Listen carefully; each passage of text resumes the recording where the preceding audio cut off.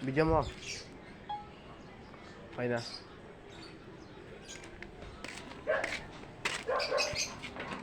Magandang araw sa inyo. Ito, tara dito guys, tuloy kayo. Hello, welcome. So yun guys, Sa Munting Ibunan. kasama natin ngayon si Parina. Kanik. Sasamahan natin siya mag-viewing. Mag-viewing at mag-harvesting sa kanyang mga inakay. Hello, tuloy kayo. Okay. Ito, viewing muna kayo. Tignan nyo muna yung mga, ito, mga paanak ko na ito eh. Yan.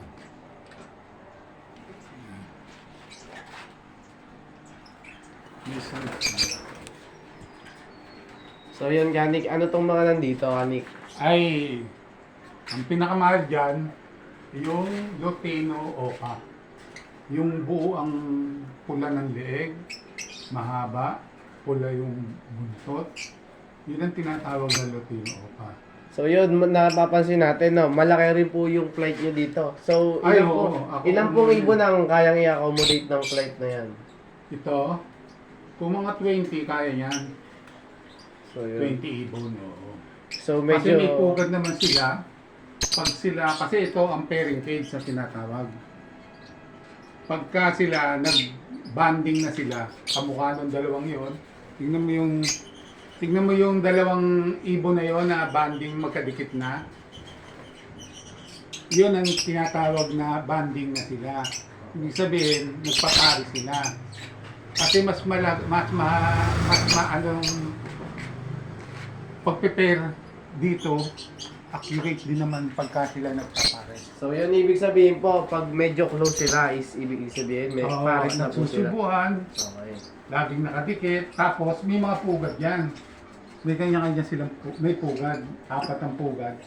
Ngayon gagawin, pag sila pares na talaga, at mature na sila, mamumugad sila. Mag-aakop sila ng mga materials nila dyan para gawin pugad. Pag nagawa na nila yon, mangingitlog sila, alam ko na, huhulihin ko na sila. At ibubukod ko sila sa single cage. So kasi hindi po sila nangingitlog. Inapastay nyo lang po sila dyan. Hindi, yung iba niyan, nangingitlog na dyan. Ang ginagawa ko, pag may itlog na, ilipat ko rin doon sa pairing, sa single cage nila. Okay. Para doon na sila mabisa. Kasi, ang pagkain nila kasi sama-sama. Hindi pwede yung may magkaroon sila ng inakay dyan. Tapos yung iba kasali nila roon. Kailangan meron silang sarili-sarili kasi naaagawan sila yung susubo. Kaya kailangan ibukod mo na. Kaya sila merong mga box na diyan sila nagpupugad kung sakaling pair na sila. So yan Kanik, makikita po natin dito, no? Mukha pong yung ibang kulungan nyo dito is walang laman. So Hindi. walang laman? May laman yan, kaya lang pagka ganyan may mga anak, pumapasok sila. Kamukha niyan, lahat ng may tape, nakita mo di ba may tape? Pag isa lang ang tape, hindi pa siya pisa. Pag nagdalawa ang tape, saka may date naman yan. Pag nagdalawa ang tape, yun ang tanda ko. Pag nagdalawa tape, may mga pisang ibon na yan. Tulad nito, 4, tulad niyan, 5. Papakita ko rin sa inyo. Isara muna natin yung pinto. At baka tayo maliparan. So yun guys. So makikita nyo dito, kaya pala wala tayong masyado nakikitang ibon dito, no? Nasa loob. Nasa loob po sila, ibig sabihin pala, meron silang mga inakay sa loob. So yun yung gagawin natin ngayon. Yun po ba tatay ni ang tinatawag nating harvesting? Harvesting, yung pwede na silang ibaba. Kasi nakaano na sila eh. Nahigit na 45 days ang pag-aalaga nila sa mga inakay nila. Ngayon bumababa na. Pag oras na nakita mong bumaba na ang ibon at tumutuka na sila, pwede mo na i-harvest yun. Kaya na magpalibang ka rin ng mga ilang araw para maging malakas naman sila. So yun, ang advisable po pala natin na pwede na silang i-harvest is 1.5 months pataas. Oo, pataas.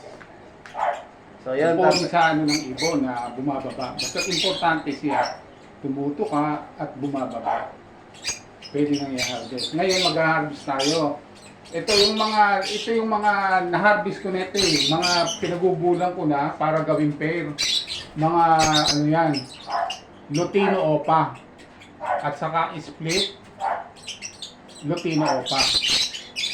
Kaya nag-aanak sila ng mga Lutino Opa. Noong araw kasi, nung medyo mahal-mahal pa yung Lutino Opa, nag-20 mil. Nasa 20,000 yan. Eh ngayon, wala na.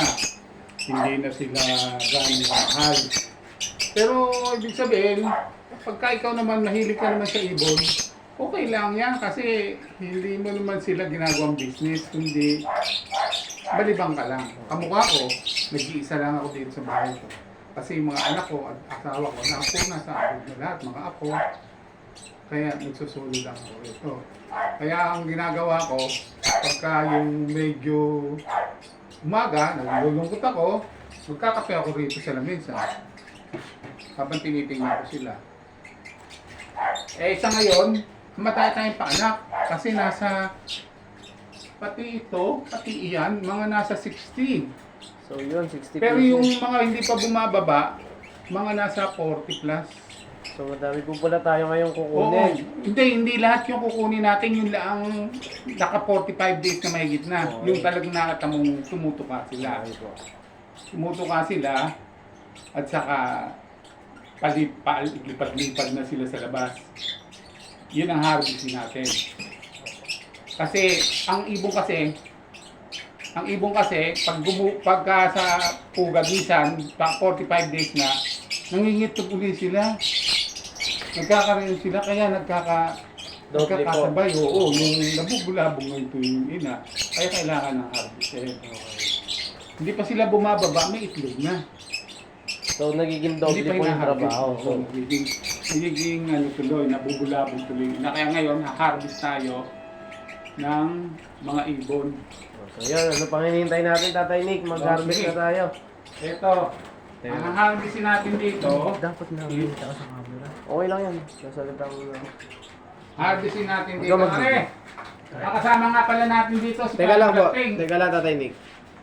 Pinutol po namin. Ay,